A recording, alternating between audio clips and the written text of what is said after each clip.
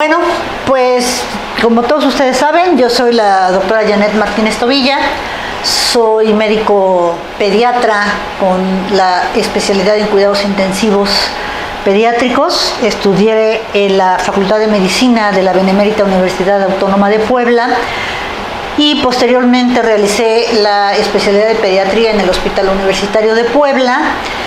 Posteriormente, la subespecialidad en cuidados intensivos pediátricos en el Hospital para el Niño Poblano, el Hospital Universitario y el Hospital para el Niño Poblano me avalaron a través de la Benemérita Universidad Autónoma de Puebla. Tengo una alta especialidad en el paciente con trauma térmico y además coordino las especialidades médicas en la Facultad de Medicina y soy maestra en pedagogía con especialidad en docencia universitaria.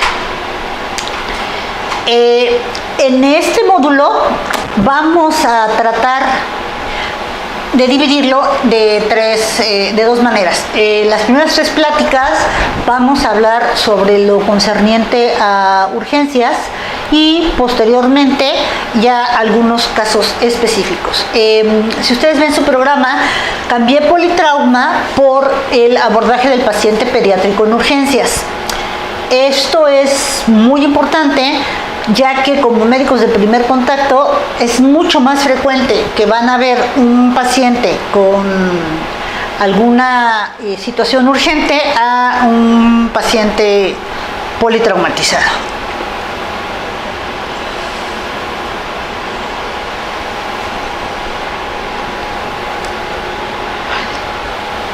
Como antecedentes importantes,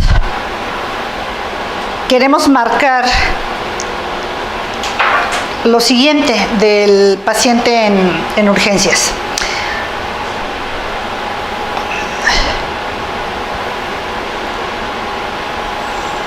Permítame un segundo, estoy tratando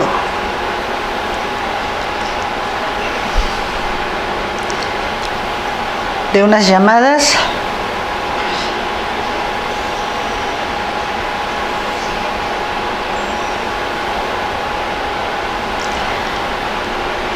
Bueno, en el año 2000, la Academia Americana de Pediatría publicó un programa de educación pediátrica prehospitalaria. Esto fue la base para la creación de un comité de miembros y de organizaciones nacionales de servicios médicos de emergencias y de muchos centros médicos que trataban niños o que tratan niños en Estados Unidos para realizar el abordaje primario del paciente pediátrico. En el 2005, este mismo comité convocó a revisar las definiciones de la valoración pediátrica inicial. Este consenso incluyó un algoritmo de la valoración inicial del paciente pediátrico para empezar primero con el triángulo de evaluación. Esto es muy importante porque les va a poder justificar que su terminología va a unificarse, nos va a dar una secuenciación sobre el resto de pasos de aproximación al paciente pediátrico en una situación urgente.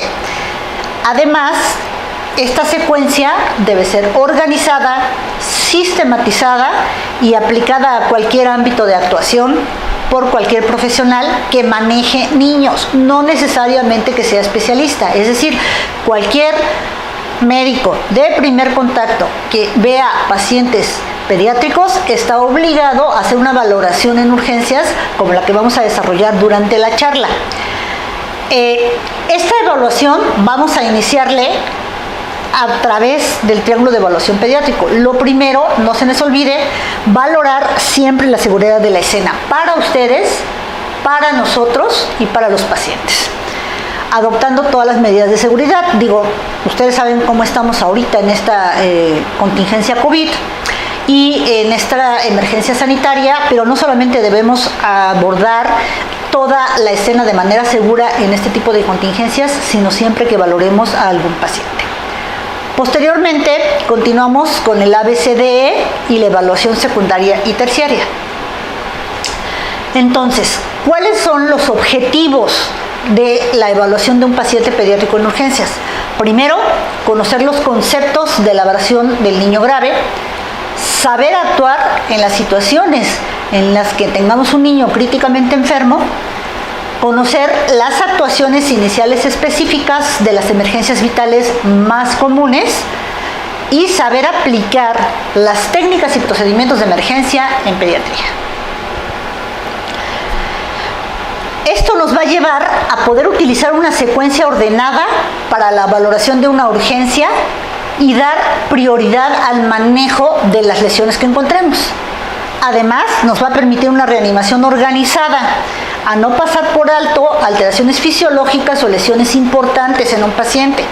Y esta evaluación en urgencias permite que tengamos un acercamiento clínico al paciente cuyo objetivo principal va a ser identificar todos los aspectos fisiológicos y anatómicos anormales para determinar cuán grave está el niño y cuáles son las necesidades de tratamiento urgente. Entonces, una vez conocidos cuáles son los objetivos, la justificación y el por qué se llegó a un consenso para evaluar a este tipo de pacientes en urgencias, nos vamos con el primer punto. El primer punto es el triángulo de evaluación pediátrica. Como ustedes pueden ver, a su derecha, a mi derecha sería la izquierda de ustedes, el triángulo de evaluación pediátrica me va a evaluar tres aspectos importantes: la apariencia, el trabajo respiratorio y la circulación cutánea.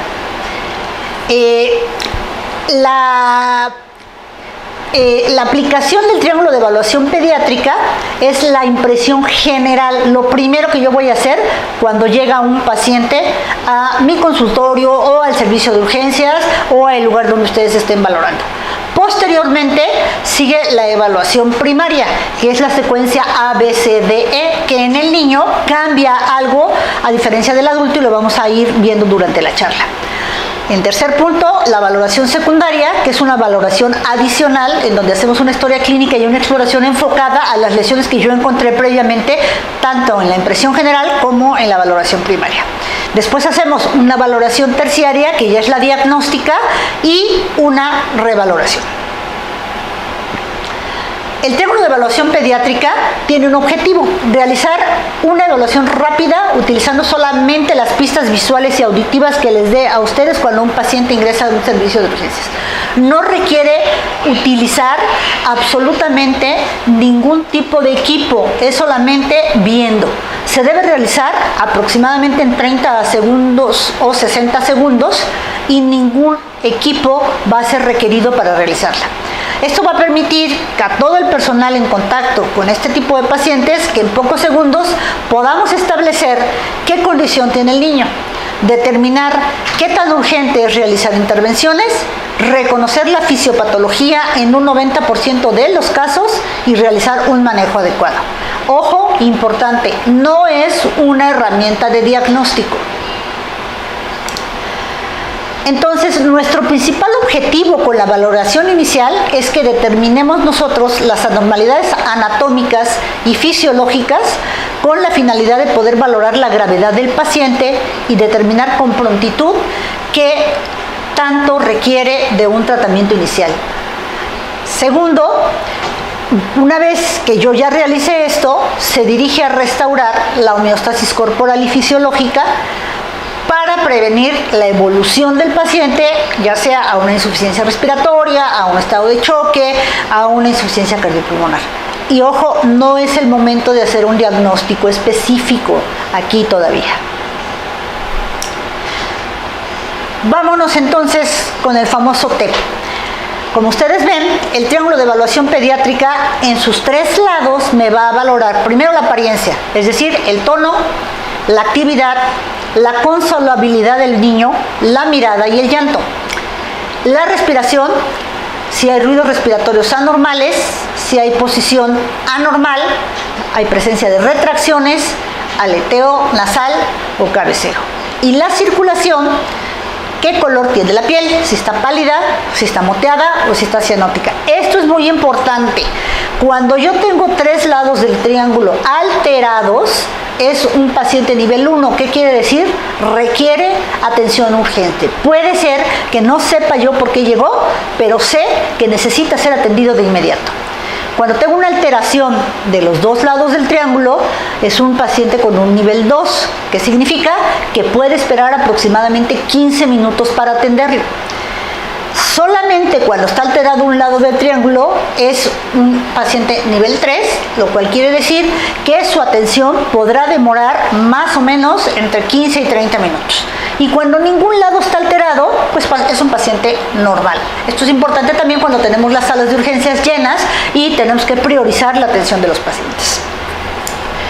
Respecto a la apariencia o el aspecto general del niño, esta nos va a reflejar un adecuado estado de la ventilación, de la oxigenación y de la perfusión cerebral y, por ende, de la función del sistema nervioso central. La apariencia general de un niño, es decir, cuando llega a él y lo veo inmediatamente, es lo más importante que voy a considerar para ver si un niño está enfermo o no. ¿Y qué voy a evaluar y de qué me puede indicar? Las características a evaluar según el grupo de edad y su grado de desarrollo, es decir, voy a ver el tono, si está normal, si está flácido, si hay ausencia de movimientos, resistencia a la evaluación o si el niño ya puede pararse o se sienta por sí solo. La interacción con el medio me va a hablar de qué tan alerta está este paciente, si busca alcanzar o jugar con objetos, al momento de examinarlo, qué tanto reacciona a los estímulos del ambiente. De acuerdo a la consolabilidad, qué tanto se consuela con el cuidador, y aquí hablamos de cuidador primario porque recuerden que no necesariamente a los niños ya los cuidan los papás o las mamás y los lleva el cuidador primario, el que esté ahí con el paciente. Si permanece irritable a pesar de estar al cuidado del cuidador. Respecto a la mirada, si fija la mirada, si cuando nosotros le hablamos y el niño ya es capaz de entender, nos mira, si tiene la mirada perdida o no. Y posteriormente, la última parte de la apariencia es el llanto o el lenguaje. Aquí valoraremos qué tan desproporcionado está para la situación, es fuerte, es débil, solo gime o el lenguaje es incomprensible. Ojo, es muy importante que cuando nos enfrentemos a evaluar este aspecto general, conozcamos el grado de desarrollo, es decir, la normalidad que puede tener un paciente. Una apariencia que no es normal puede ser causada por una falta de oxigenación, una ventilación o perfusión cerebral va a verse alterada. Una apariencia claramente alterada nos va a informar que el niño está gravemente enfermo o lesionado. Y cuando la apariencia está alterada, lo vamos a denominar disfunción cerebral primaria. Ojo, aquí quiero hacer un apunte. La primera manifestación de hipoxia del sistema nervioso central en un niño es la irritabilidad. Entonces, si yo veo un niño sumamente irritable, con un aspecto general pues alterado, estoy pensando necesariamente que ya va a tener una falta de oxigenación de manera importante. El segundo punto es el trabajo respiratorio. El trabajo respiratorio es un indicador muy exacto de la oxigenación y la ventilación del niño. Esto nos va a reflejar qué tanto está intentando compensar el paciente las anormalidades en la oxigenación-ventilación. Para poder valorar el trabajo respiratorio, debemos escuchar cuidadosamente desde que el paciente ingresa al consultorio o a la sala de urgencias, ¿sí?, en busca de ruidos anómalos. Después de que ya escuchamos, vamos a ver el tórax en busca de movimientos anómalos y la posición que va a adoptar el paciente, todo esto mientras él está entrando a la consulta. Quique, ¿puedes ponerle ahí tantito para allá?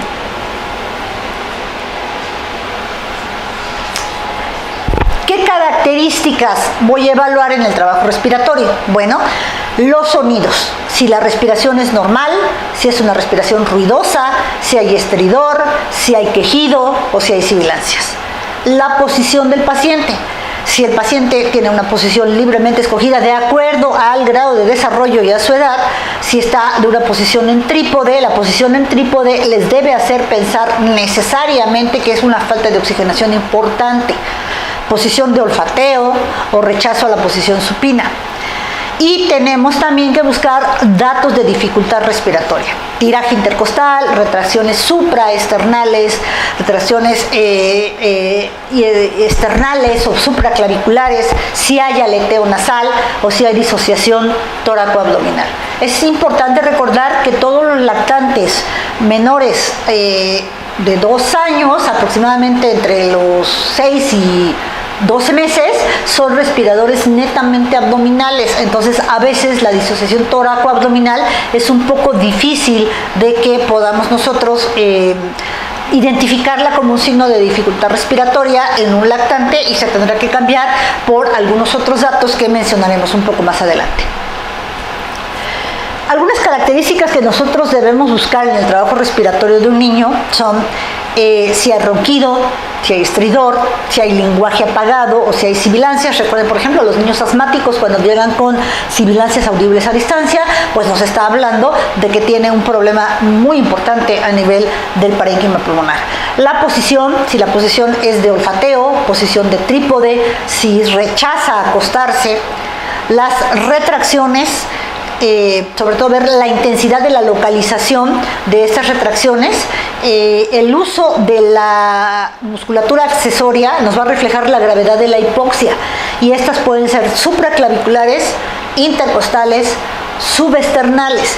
Pero como les comenté hace rato, el niño menor de 2 años es un respirador netamente abdominal, entonces no va a poder hacer esta disociación de manera importante, y quizá no se van a poder marcar las retracciones externales o las retracciones supraclaviculares en estos pacientes. Entonces tengo que buscar en el lactante la posición o el movimiento de cabeceo, que eso me habla de una falta de oxigenación también importante, y el aleteo nasal. El trabajo respiratorio puede tener una apariencia normal con un trabajo respiratorio anormal, y a esto le voy a decir dificultad respiratoria. Recordemos que el término dificultad respiratoria es evidentemente clínico. Si la apariencia es anormal, con un trabajo respiratorio anormal, lo vamos a denominar fallo respiratorio. Y es importante recordar que una de las principales causas de paro cardiorrespiratorio en el paciente pediátrico es la hipoxia, entonces esta es prevenible. ¿Qué hay con respecto a la circulación? Bueno, el objetivo de ver la circulación del paciente es que yo haga una rápida valoración circulatoria desde que el paciente está entrando al servicio de urgencias. Y esto va a reflejarme que si tiene una buena coloración, puedo pensar que el gasto cardíaco y la perfusión de los órganos vitales están de manera adecuada. Además, siempre que yo esté explorando la circulación cutánea, debo exponer al niño para una inspección visual, inspeccionar la piel, las mucosas en busca de palidez, cianosis o aspecto marmóreo. ¿Qué me va a reflejar? Bueno, pues puedo encontrar lo que ya les decía, una coloración normal, una coloración pálida, cianosis, rubicundez, piel marmórea o lesiones purpúricas. Es importante desvestir al niño de la cabeza a los pies, siempre apoyados en el cuidador primario, para no violentar los derechos que, bueno, ustedes saben que todos los niños tienen también derechos, que ya platicaremos cuando veamos un próximo tema. ¿Qué características voy a buscar yo en esta piel? Si la piel está pálida, por ejemplo, o muy blanca, puedo pensar que el niño está con un flujo sanguíneo inadecuado. Puede ser por una hemorragia o puede ser por una hipoperfusión tisular importante con pérdida de volumen por una diarrea, por ejemplo. Si tengo una coloración marmórea, que es en parche, semejante al mármol, como bien lo dice su nombre, puede ser vasoconstricción. ¿En quién vemos mucho esto? En los niños con fiebre, en los niños que están debutando a lo mejor con una crisis convulsiva febril y llegan con este tipo de coloración. Y la cianosis, recordemos que es la coloración azulada de la piel y mucosas cuando la hemoglobina tiene ya ocupándose más de 5 gramos de hemoglobina carboxihemoglobina. Entonces, si yo estoy cianótico, puedo presumir que el niño tiene 5 gramos de carboxihemoglobina. Entonces, la cianosis me va a hablar de que evidentemente algo está sucediendo con ese paciente de manera importante. Cuando tengo un aspecto normal, con un trabajo respiratorio normal y una alteración de la circulación cutánea, se van dando cuenta cómo vamos uniendo las tres partes del triángulo para evaluar qué patología puede estar teniendo el niño sin que necesariamente llegue yo a un diagnóstico y que no utilice absolutamente nada más que ver cómo se encuentra. Voy a hablar a esto de choque compensado. Si el aspecto es anormal, el trabajo respiratorio es normal y tengo una alteración cutánea, le vamos a hablar choque descompensado. Entonces, combinando los tres componentes del triángulo de evaluación pediátrica, nos va a ayudar a responder tres preguntas importantes. ¿Cuál es la normalidad fisiológica más probable, dependiendo del lado que se trate? ¿Qué gravedad tiene la enfermedad o lesión del niño? ¿Y con qué rapidez debemos actuar y qué tipo de tratamiento debemos dar? Ojo, vean, aquí en ningún momento estoy diciendo que se puede tratar de tal o cual patología. No es una evaluación diagnóstica, es una impresión inicial que nos va a llevar a conocer estas tres preguntas. Saber qué causa fisiológica o qué anormalidad fisiológica me está dando mayor problema y actuar inmediatamente en cuestión de lo que estoy pensando. De acuerdo a lo que yo evalúe en el triángulo de evaluación pediátrica, podemos categorizar a esto en 7 diferentes estados que me van a indicar la gravedad de la situación en la que se encuentra un paciente y así poder establecer la prioridad de su atención. Tenemos por un lado que valorar la apariencia, el trabajo respiratorio, vuelvo a decir, y la circulación a la piel. Si la apariencia es anormal, el trabajo respiratorio normal y la circulación a la piel normal, estoy hablando de una disfunción primaria o enfermedad sistémica. Estoy pensando que puede tener eso. Si la apariencia es normal, el trabajo respiratorio normal y la circulación a la piel normal, hablo de dificultad respiratoria, término clínico. Si la apariencia es anormal, el trabajo respiratorio anormal y la circulación a la piel normal, hablo de insuficiencia respiratoria y esto me puede llevar a fallo respiratorio inminente. Insuficiencia respiratoria es un término gasométrico. Si la apariencia es normal, el trabajo respiratorio normal y la circulación a la piel anormal, hablo de choque compensado. Si la apariencia es anormal, el trabajo respiratorio normal y la circulación a la piel anormal, hablo de choque descompensado. Si la apariencia es anormal, el trabajo respiratorio anormal y la circulación a la piel anormal, hablo de insuficiencia cardiorrespiratoria. La causa más probable de paro en un paciente en pediatría que me lleva a una insuficiencia cardiorrespiratoria. Entonces, con el solo análisis de esto, me va a obligar a pensar qué tan grave está el paciente y actuar en consecuencia. Si por otra parte tengo los tres lados del triángulo normales, pues me habla de un paciente estable. Bueno, ya hicimos la impresión inicial y ojalá y todo fuera pasito a paso, ¿verdad? Así, digo, tendríamos tiempo, o si solo tuviéramos 1 o 2 pacientes, tendríamos tiempo de poder hacerlo de manera muy lenta, pero solamente tenemos, para todo lo que yo les estoy comentando, 30 minutos para hacer la impresión inicial, la evaluación primaria, la evaluación secundaria, la terciaria y los cuidados definitivos de un paciente, los famosísimos 30 minutos de platino. Entonces es importante por eso que nos familiaricemos con estos términos. Les recomiendo que en sus lugares donde están trabajando peguen, hagan su triángulo de evaluación pediátrica y puedan ustedes así evaluar a sus pacientes de manera rápida. Esto sirve muchísimo ahorita, créanme, en la contingencia de COVID que está viviendo nuestro país. La evaluación primaria, sí, nos habla de que hacemos una evaluación pediátrica a través de los ABCDE para la evaluación y manejo. Aquí sí ya voy a identificar y voy a intervenir qué patología puede o qué cuestionamiento o qué está pasando con este paciente si su vida está en peligro. Es una evaluación muy práctica de la función respiratoria, cardíaca y neurológica. Me va a incluir además la valoración de las constantes vitales y la determinación de la saturación de oxígeno.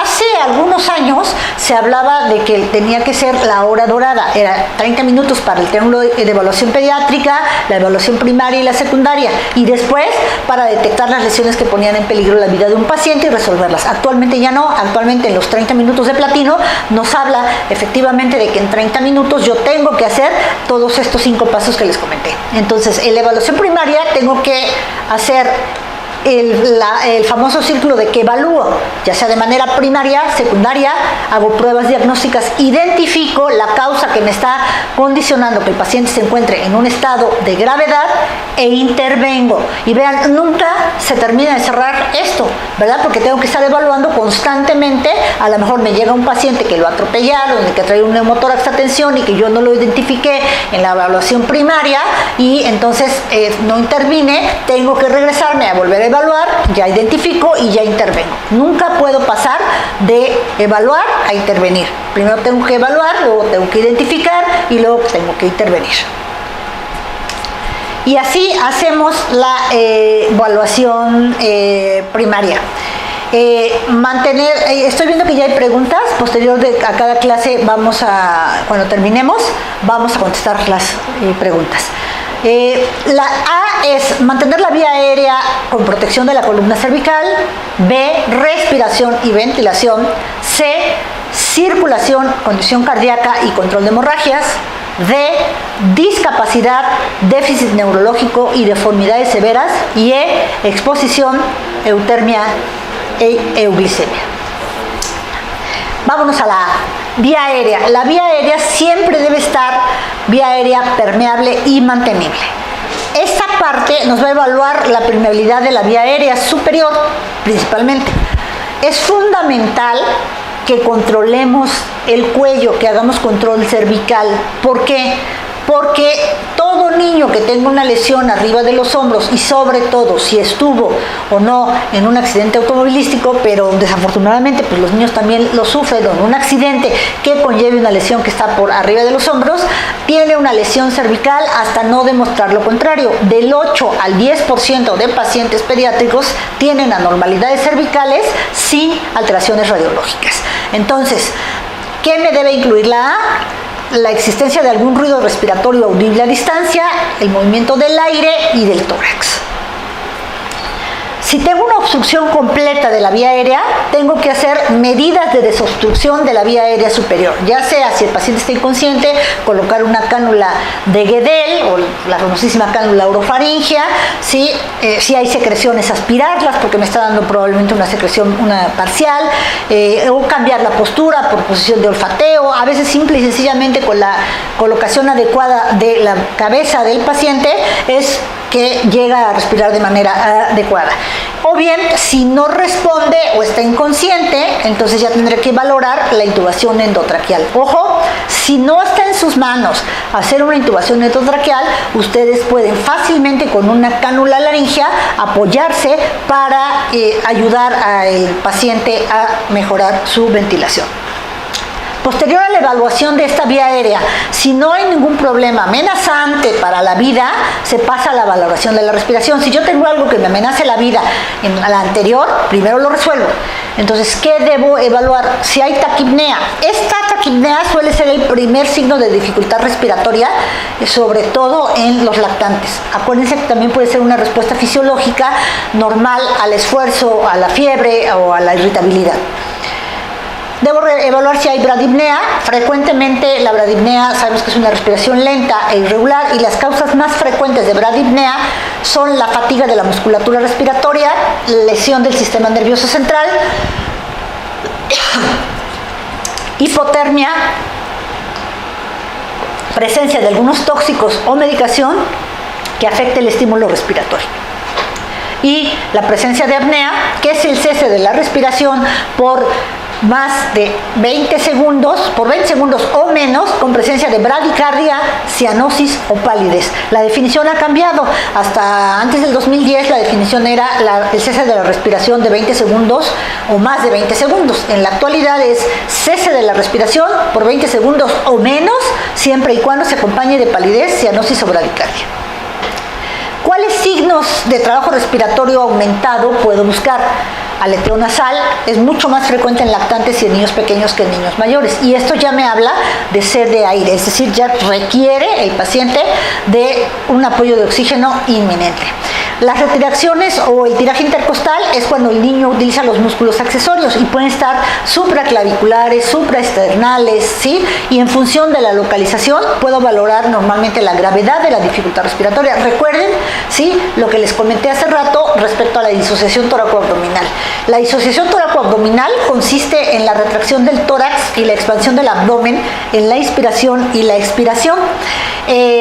Y el abdomen se retrae durante la expiración. Ojo, importante recordar que el lactante es respirador abdominal y que esto muchas veces no se va a presentar en él, entonces lo tengo que sustituir por buscar en lugar de disociación tóraco-abdominal, cabeceo. Y si tengo algún problema, por ejemplo, un neumotórax, atención, pues tengo que hacer una punción torácica en el segundo espacio intercostal. Es decir, ya pasé por A y voy a B. Ahorita voy a contestar las preguntas al final. Si hay un neumotórax, atención, se tiene que colocar un tubo de drenaje torácico en el quinto espacio intercostal. Si hay un neumotórax abierto, ojo, aquí importante, hay que sellar el sistema con el orificio con un sistema valvular. Este sistema valvular debe estar cerrado en 3 partes, no debe cerrarse los 4, porque así les permite que se siga respirando el paciente por los movimientos de traumatopnea y no se hace un neumotórax. Atención, si hay tórax inestable, tengo que fijar el segmento flotante más darle presión positiva. Y si hay contusión pulmonar bilateral masiva, dar un soporte respiratorio. Aquí me preguntan que si el hospital, bueno, ya se fue la pregunta, ahorita la checamos. En C voy a valorar la circulación. ¿Y qué voy a ver? La frecuencia cardíaca, la presencia de pulsos periféricos y centrales, la perfusión cutánea, la coloración de la piel, la temperatura y el llenado capilar. Voy a ver el ritmo cardíaco y la presión arterial. Importante, por favor, tomar la presión arterial a todos los niños. Es difícil a veces que los centros de trabajo nos den el equipo necesario para la toma de presión arterial. Les sugiero de la manera más atenta que hay que hacerse de ese equipo para poder tener una evaluación adecuada. Y bueno, en respecto a C, voy a hacer algunas acciones específicas. Si hay una hemorragia externa, la tengo que cohibir. Si el paciente llega muy deshidratado o llega en estado de choque, pues tengo que hidratarlo, tengo que buscar 2 vías cortas y gruesas para canalizar, o bien hacer una osteocrisis. Vamos a evaluar lo que sigue de esta parte, que es la evaluación de D, el estado neurológico. La evaluación del déficit neurológico es muy importante porque me va a hablar también de cómo está ese sistema nervioso central. Entonces recuerden, la escala de valoración pediátrica es diferente a lo que hemos estado acostumbrados o lo que acostumbramos a ver en adultos. Y nos vamos por ABNE. En adultos es ABDI, en niños es ABDN. Es decir, si está alerta, si hay respuesta a la voz, si hay respuesta al dolor o si no hay respuesta. Tengo que valorar el tamaño de las pupilas, la simetría y la respuesta a la luz. Y la escala de coma de Glasgow y la escala de coma de Glasgow pediátrico. Importante, ¿qué valora el Glasgow? Apertura ocular, no es respuesta ocular. Me he encontrado con algunas evaluaciones que hacemos a los estudiantes de pregrado y posgrado y se confunden mucho y nos dice, es respuesta ocular. No, es apertura ocular, respuesta motora y respuesta verbal. Ahora, ¿por qué es importante conocer las diferencias entre el niño y el adulto? Y aquí viene lo interesante. El Glasgow normal en un paciente adulto y mayor a 5 años es de 15 de 15. Sin embargo, para el paciente pediátrico, la escala de coma de Glasgow está modificada por las guías ATT. ¿Y de qué nos habla? De 0 a 6 meses, el Glasgow es 9 de 9, porque recuerden, se modifica tanto la respuesta verbal como la respuesta motora para cada grupo de edad. Lo que no cambia es la apertura ocular. La apertura ocular siempre tendrá 4 puntos como máximo. Entonces, la respuesta verbal de los 0 a los 6 meses, el niño solo es capaz de llorar o de gruñir y es una respuesta normal. Y la respuesta motora solo será flexión. Entonces, me da 2 puntos para la verbal, 3 puntos para la motora, más 4 puntos de la apertura ocular, son 9 puntos. La escala de Glasgow de los 6 a los 12 meses me da 11 de 11. El niño es normal, en la respuesta verbal hace sonidos. A ver, aquí me preguntan que si al evaluar la posibilidad de hipoglicemia en el paciente, cada cuánto se realiza esto para valorar su estado de alerta. Eso es en el E, y ahorita vamos a pasar a comentarles el porqué. Y adelantando un poquito, se debe de hacer cada que tú estés evaluando el estado de alerta. Dependerá mucho de la gravedad del paciente. De 12 a 12 meses, la escala máxima de Glasgow es 12 de 12, porque él es capaz de dar palabras reconocibles, localiza el dolor, pero no es capaz de obedecer órdenes. Y entonces tenemos 4 máxima para la verbal, 4 máxima para la motora y 4 para la apertura ocular, son 12. Y en el paciente de 2 a 5 años me da Glasgow 13 de 13, que ya me da palabras reconocibles y localiza el dolor, pero tampoco es capaz de obedecer órdenes. Arriba de los 5 años ya se evalúa con 15 de 15.